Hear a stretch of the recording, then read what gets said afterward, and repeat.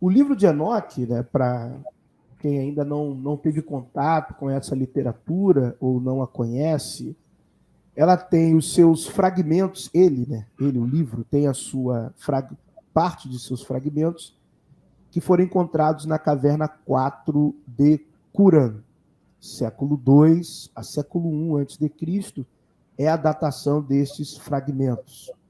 Existe um livro de um acadêmico, eu vou falar em português, J.T. Milik. J.T. Milik. Ele fez um trabalho de tradução desse pergaminho, desses fragmentos de pergaminho de primeiro Enoque em aramaico. Lá em Qumran estava em aramaico.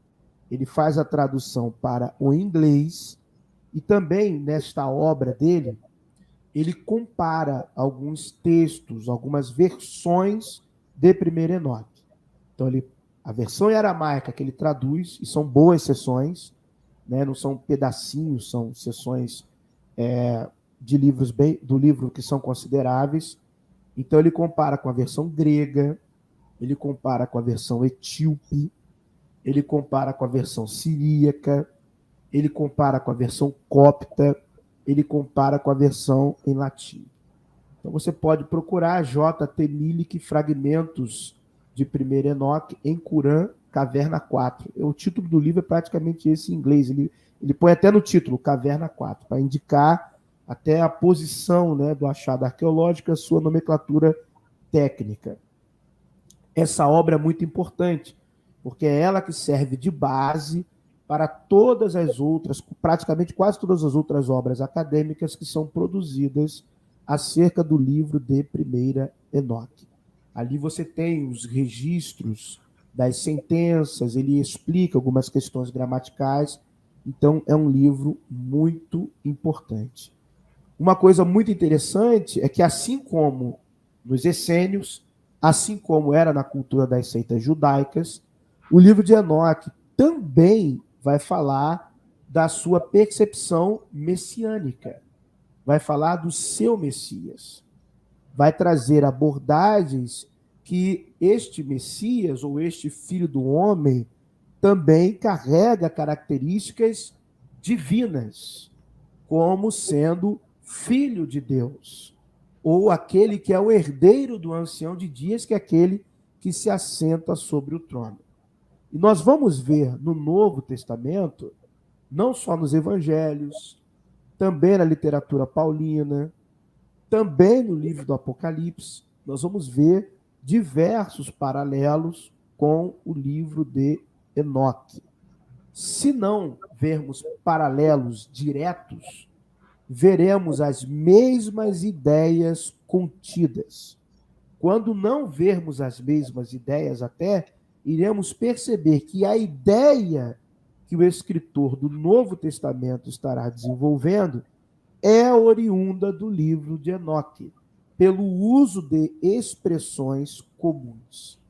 Então, vou dar um primeiro exemplo aqui, de 1 Enoque, 48, versículos 1 a 10. Naquele lugar eu vi uma fonte de retidão, a qual era inesgotável, envolta em muitas fontes de sabedoria. Delas, todos os sedentos beberam e foram cheios de sabedoria, tendo sua habitação com os retos, eleitos e santos. Naquela hora, o Filho do Homem foi invocado diante do Senhor Deus, e o seu nome na presença do Ancião de Dias. Antes que o sol e os sinais fossem criados, antes que as estrelas do céu tivessem sido formadas, seu nome era invocado na presença do Senhor dos Espíritos. Vou fazer uma breve pausa aqui. Só aqui até onde eu li, versículos 1 a 4, você percebe, olha, nem estou lendo as colunas do lado, diversas ideias que estão dentro do Novo Testamento. A questão da importância do nome de Jesus. Então, você vê, por exemplo, na passagem de Atos dos Apóstolos, da questão do capítulo 3 e 4, da questão da importância do nome de Jesus, dos apóstolos que, em nome de Jesus, fizeram aquele homem ao andar que mendigava à porta do templo. Aquela passagem ali com Pedro e João. Eles são açoitados e proibidos de falar por aquele nome. Você vê que no Apocalipse também há uma importância no nome de Jesus. Nome pelo qual todos devem ser salvos. Nome que está acima de todo o nome. Ou seja, estas ideias, você já começa a vê-las em Corã, no sentido que esse escrito, né, parte desses fragmentos estão ali em Corã. Mas eu vou dizer, então, literatura enoquiana, para não atribuir diretamente o primeiro Enoque aos essênios e aos escritos corânicos. Então, na literatura enoquiana, esta questão do nome do Messias, ela já tinha muita importância. Até por isso que muitos cristãos, eles se apropriam do texto de Enoque para dizer que primeiro Enoque já falava de Jesus. Só que temos que ter a honestidade intelectual. O livro de primeiro Enoque, ele não fala de Jesus. Ele fala de um Messias. Assim como a literatura farisaica, a cultura farisaica, tinha também a sua percepção de Messias, assim como os essênios tinham sua percepção também de Messias.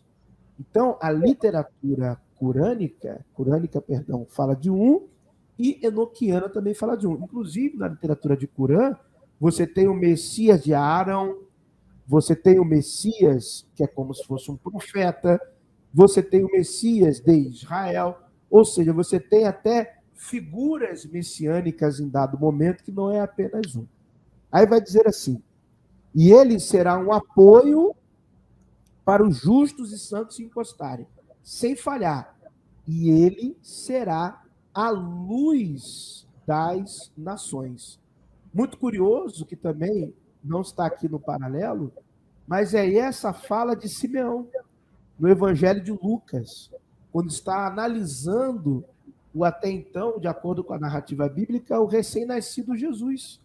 Uma das sentenças de Simeão é que ele, aquele menino, será a luz para as nações. Então, esta é uma ideia que também já está contida aqui no livro de Enoque. Ele será a esperança daqueles cujos corações estão temerosos. Todos os que habitam na terra cairão diante dele. O Messias, enoquiano. O abençoarão e glorificarão. E cantarão orações ao nome do Senhor Deus. Para esse propósito, o Messias foi escolhido e mantido em oculto junto dele, antes que o mundo fosse criado, e ele será para todos sempre. Então, olha só, esta ideia de um Messias celeste, existente, antes da formação do mundo, que está ali quando tudo foi criado, não é uma ideia original de João, capítulo 1, não é uma ideia original de Colossenses, é uma ideia que nós já temos ela também na literatura enoquiana. E vamos continuar aqui, vai dizendo. A sabedoria do Senhor Deus revelou aos santos e justos, pois ele protege o destino dos justos, pois estes odiaram e aborreceram este mundo.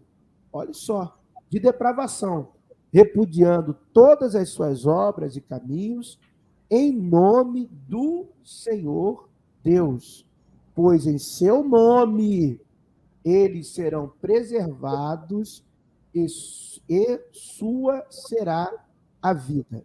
Então, mais uma vez, nós temos outros inúmeros ideias paralelas na questão enoquiana do nome do Messias, da questão daqueles que odeiam ou odiaram as questões desse mundo. Você vê o paralelo disso em João, claramente.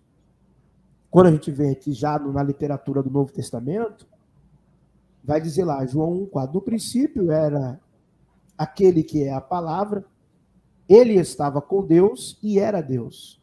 Ele estava com Deus no princípio. Está aqui, ó. Todas as coisas foram feitas por intermédio dele. Sem ele, nada do que existe teria sido feito. Nele estava a vida e esta era a luz dos homens.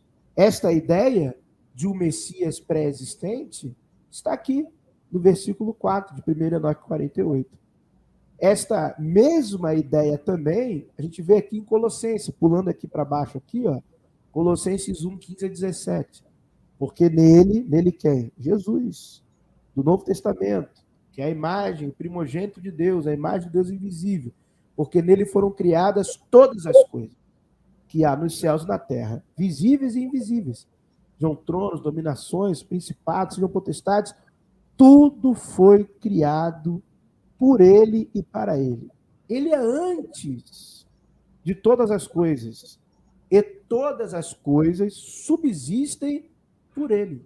É a mesma ideia sentencial que você vê aqui claramente no versículo 8.